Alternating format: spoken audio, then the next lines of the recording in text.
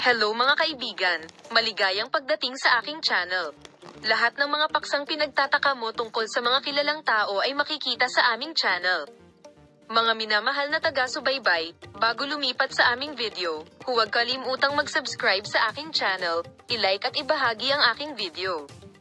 Ang sikat na aktres na si Tagba Buyak Ustan ay nabighani sa lahat sa kanyang pambihirang pagganap na nagpabighani sa kanyang mga tagahanga at miyembro ng media sa nakaraang press conference. Ang press conference na ginanap para sa promosyon ng bagong serye ng aktres na si Tuba Buyak Ustan ay naging isang kaganapan na puno ng mga hindi inaasahang sorpresa. Unang nakatawag ng pansin si Tuba Buyak Ustan sa napakagandang disenyong isinuot niya para ma-hypnotize ang press at ang kanyang mga tagahanga.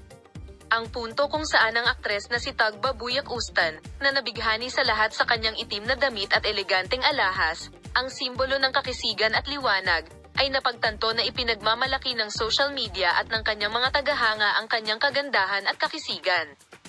Ang tunay na sorpresa ay nangyari sa mga huling minuto ng press conference. Habang nagbibigay ng pambungad na talumpati ng press conference, namumukod tangi si Tuba Buyak Ustan hindi lamang sa kanyang pagganap kundi pati na rin sa kanyang katalinuhan at tiwala sa sarili. Isa-isang iniimbitahan ang mga miyembro ng basa sa podium at nagtanong ng mga hindi inaasahan at mapaghamong tanong.